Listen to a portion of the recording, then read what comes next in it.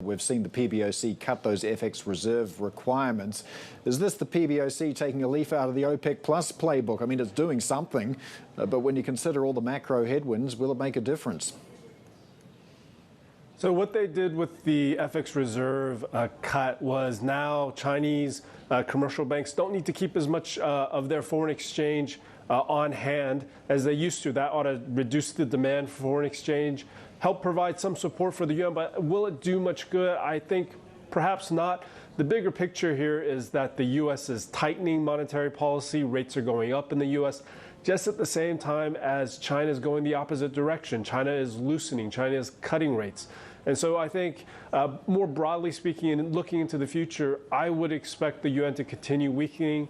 This is the PBOC trying to make sure that that trend does not get out of control.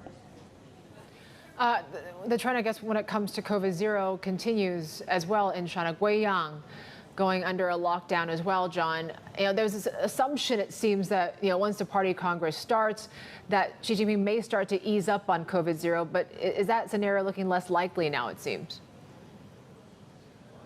I think that it's obvious the government is trying to make the policy less of a burden in terms of the economy, in terms of just people's lives.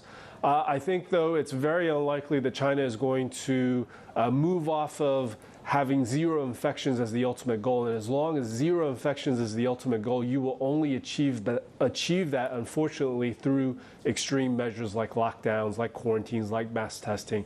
And so I think in the longer term, we will still continue to see some of these steps throughout China.